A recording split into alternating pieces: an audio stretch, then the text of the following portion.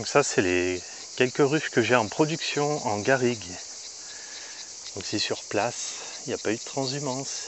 En fait c'est des ruches qui étaient à vendre et puis j'ai personne qui est venu qui était intéressé. Du coup je les ai gardés pour moi, j'ai posé les os. Puis écoutez, ça ventile. Je regarderai tout à l'heure ce qui est rentré. Là j'en ai 4, j'en ai une autre dans la forêt et j'en ai 4 autres, 4 ou 5 devant aussi.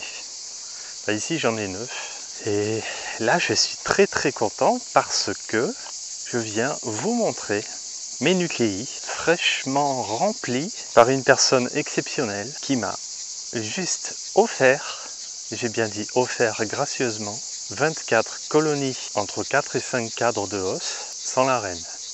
Je précise. On va remettre le chapeau. Non, ça va. Ouais, elles sont un peu nerveuses parce que comme elles sont orphelines, il n'y a pas la reine, donc elles sont orphelines. Du coup, c'est un peu plus... Puis il y en a quelques-unes qui piquent un peu. Donc je disais, il m'a offert 24 colonies sur entre 4 et 5 cadres de os. Pour ça, je les ai mis dans mes nucléi. Plus 2 ruchettes sur 4 cadres, des ruchettes d'Adam encore. Donc la colonie est sur 4 cadres et pareil sans la reine. Et en plus, il m'a rajouté, enfin j'ai récolté moi-même, mais il m'a donné aussi 8 reines. Alors c'est une personne qui souhaite rester totalement anonyme, donc je peux rien dire de plus, ni même où est-ce qu'il se situe en France. En tout cas j'ai fait la transhumance dimanche. J'ai tout fait dimanche. C'est quoi, le 8 juillet, quelque chose comme ça, je sais pas quel jour on est. En tout cas merci beaucoup franchement. C'est une personne qui a été touchée par la catastrophe que j'ai eue. Enfin les catastrophes parce que je les ai enchaînées évidemment. Ça vient jamais tout seul. Là je m'approche un peu des nuques et on va voir. Alors tout ce que j'espère c'est qu'il n'y ait pas de pillage. Comme elles sont orphelines et qu'elles sont pas stables. Donc je viens découvrir avec vous ces nucléi fraîchement remplis.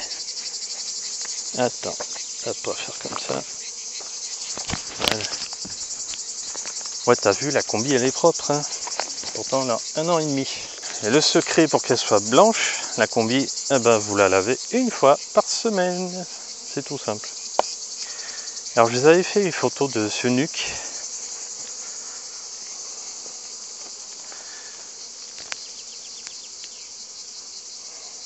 Sur 3 étages. Il y a son copain derrière sur 2 étages. Écoutez, c'est fort lourd. Je regarderai ça tout à l'heure. Tout ça, voilà, j'ai tout rempli dimanche. Grâce à cette personne exceptionnelle. Sur le coup, j'avoue, j'y croyais pas trop. Et puis pour finir, il m'a donné son nom, son adresse, tout. J'ai vérifié. Et il s'avère qu'effectivement, presque jusqu'au bout, jusqu'à ce que j'arrive devant chez lui, j'y croyais pas trop. Puis pour finir, c'était bien réel. Il y a encore des personnes exceptionnelles, comme moi qui pratique l'apiculture plus par passion que d'autres motifs moins louables.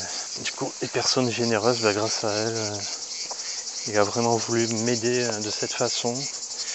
Donc il avait ces ruches en divisible, donc c'est les mêmes, c'est-à-dire en os d'Adam, sur double os, ce qui fait en fait un corps d'Adam, hein, pour finir. Et il finissait châtaignier, donc il m'a dit, écoute, si tu veux faire des divisions avec moi, et comme ça tu repeuples un peu tes nucléi pour repartir avec un peu plus d'abeilles pour pouvoir travailler avec. Écoute, c'est exceptionnel, je te remercie énormément. Sache que j'oublierai pas ton geste, j'oublierai jamais d'ailleurs, elles sont belles. Bon, elles tournotent un peu quand même, hein. Moi, je suis pas venu hier parce que j'étais fatigué. J'ai quand même travaillé quasi 24 heures d'affilée, sans dormir, sans rien. Si, j'ai eu le temps de me reposer une demi-heure. Donc lundi, hier, je suis pas venu. De toute façon, il faisait 40 à l'ombre, donc j'avais pas trop envie non plus. Aujourd'hui, ça va, c'est 38. On est matin. Là, l'idée, c'est de remettre les portes d'entrée. Je les laisse tranquilles encore 1-2 jours. Entre temps, je vais passer pour siroter, donc ça, je vais faire ça le soir. C'est des nucléi, c'est des bébés, donc des bébés essaims. Je vais les aider tout simplement. à se stabiliser déjà. Elles, pendant ce temps, elles vont étirer des cellules royales. Alors pour le coup, je vais les laisser faire, comme ça j'aurai une génétique supplémentaire différente. Et je verrai à l'automne ce qu'elles valent. Les reines qu'il m'a donné, je vais les introduire dans des essaims que je vais faire ce matin. Ouais, je vais rien pour boucher l'entrée, du coup je leur ai mis de la cire. Ça fait le taf, hein. C'est un peu pourrave, mais c'est pas grave. Je l'enlèverai tout à l'heure. Donc je les laisserai faire et puis à l'automne on verra ce qu'elles valent. Et celles qui me conviennent pas, je changerai tout simplement les reines par des reines fécondées en F1. Puis voilà. Ah, le nuque, je vous dis. Il est super lourd. Bon, allez, je vais mettre les portes d'entrée. M'occuper de tout ça un petit peu. Là, je dois faire mes divisions des essaims que je vous montrerai dans la prochaine vidéo. Je vais pas mettre ça là-dedans parce que ça n'a rien à voir. Ça, c'est pareil. Ah ouais, j'avais oublié. Regardez.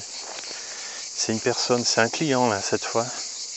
Quand il est venu chercher ses essaims, donc c'est un pro. Quand il est venu chercher ses essaims début avril, il m'a donné ses ruchettes d'expédition. C'est des ruchettes toutes simples. Dessus il y avait un filet et puis la boîte. Normalement on s'en sert pour quand on vend les essaims. On les met dedans. Bon moi je prends pas ça parce que voilà, je préfère mes ruchettes carton. Et il avait je crois une trentaine, 38. Ouais, il y en avait 40, ça rentrait pas, il m'a donné 38. Il m'a donné les 38 qu'il avait dans sa grange, qu'il encombré. Je les ai récupérés. Malheureusement c'est sur 5 cadres. Et comme c'est des ruchettes prévues sur 6 cadres, je vous dis pas l'espace entre les cadres, ça va pas. J'en ai mis quelques-uns en boîte parce que j'avais plus de place. Et je vais prendre les autres, les modifier, les passer en écartement 6 cadres. Comme ça me réduit l'espace entre les cadres. Et comme ça ira mieux, ça attendra l'automne. Et cet automne, je les passerai en ruchettes bois, je l'espère. Comme ça, elles seront tranquilles pour l'hiver. Enfin, on verra ça ensemble. Bon, ça tape pas, là elles sont plus occupées en fait à embêter les autres aux entrées. Du coup, elles s'occupent pas de moi. Sauf elles, parce qu'elles sont un peu... Je me suis encore fait avoir cette année, enfin voilà, c'est comme ça. J'ai acheté 30 essaims que j'ai eu un peu tard, enfin au mois d'avril, mais je sais plus quand. Soi-disant Buckfast d'un éleveur en France, m'a fait un prix intéressant, entre guillemets. Livré à domicile, j'ai dit ok, j'achète les 30 essaims, je les reçois, machin. Niveau réserve, c'est pas ça du tout, parce qu'elles étaient en garrigue, elles aussi, sauf que les miennes en garrigue débordent de miel, les siennes, elles étaient sèches. Enfin bon, voilà, première constatation quand j'ai sous-pesé. Pour vous dire, le corps de ruche d'Adam 6 cadres pesait plus lourd que la colonie. Enfin bon, voilà, c'est comme ça. Il était en bois, hein. Ruchette en bois. Et ensuite, au transfert, j'ai vu qu'elles étaient super agressives. Et bon, la couleur, à la rigueur, moi j'ai des bucs qui sont pas jaunes, qui sont pas clairs, qui sont plutôt foncés même. La couleur, à la rigueur, bon, c'est pas comme les noirs mellifera, ouais, elles sont vraiment foncées, presque noires. Comparé à des Buckfast, évidemment, les Buckfast sont plus clairs, voire blondes. C'est fini, oui, il y en a une qui va finir par me piquer. Excusez, je sais pas où me mettre. Mais là, franchement, elles étaient très foncées. Bon, à la rigueur, ça, c'est pas un problème. J'ai eu des Buckfast purs, très foncés. Ça s'est passé super bien, puisqu'elles étaient très très calmes. Et puis, comportement buck, donc calme, productive. Elles courent pas sur les cadres, enfin tout ce qui va, quoi.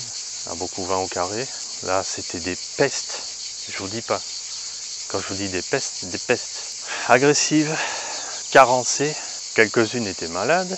J'ai dit ok, ça me prend la tête. Moi j'avais pris ça pour multiplier et faire du mal. J'ai eu 30 sales bêtes. Allez, il y en avait peut-être 4 qui ressemblaient un peu à des bucs. Mais le restant, c'était la buc de garrigue, la Buckfast des sudistes. Le mélange bâtard qu'on laisse faire dans la nature. Et voilà. Et je suis pas content. Je m'étais dépanné avec un autre lot chez un collègue. Parce qu'évidemment, quand on perd tout, il faut bien se débrouiller pour livrer quand même. Là, cette fois, j'en avais acheté 40 et ça allait. J'ai pu les donner d'ailleurs à ce client. Elles sont bonnes, je pense que ça a été. Bon, du blabla, mais là, il faut fermer les entrées. Le soleil tape, ça commence à chauffer. Je vais m'occuper de ça. On ferme ça dans cette vidéo. Et ensuite, prochaine vidéo, on fait quelques essaims. avec les rescapés de la sortie d'hiver catastrophique. Colonies, mais alors vraiment minables. C'est celles qui ont survécu, qui se sont soit envolées, soit qui étaient à moitié dévorées. Vous vous rappelez, j'ai pas envie de revenir là-dessus.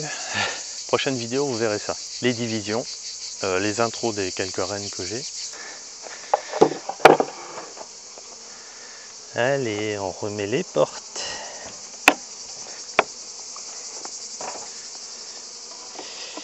Tac. Attention. On se pousse. Ouais, alors en plus, vous savez quoi? Il m'a pas donné les reines lui-même. Hein. Il m'a amené sur le rucher de fécondation, hein, ces nucléi de production de reines. Il m'a dit voilà, c'est là, serre-toi. Et il est parti, c'est dingue. Ah, vous trouverez beaucoup d'apiculteurs comme ça. C'est extrêmement rare et je le remercie énormément. La confiance qu'il m'a accordée en plus. Alors je ne le connaissais pas du tout. Hein. Il me connaît à travers les vidéos. Là je remets les portes, vous voyez. Comme ça, il galère moins pour se défendre. Donc il m'a connu à travers les vidéos et il a été très touché par une catastrophe du mois de février-mars. Et donc il a souhaité m'aider de cette façon. Et je trouve ça exceptionnel.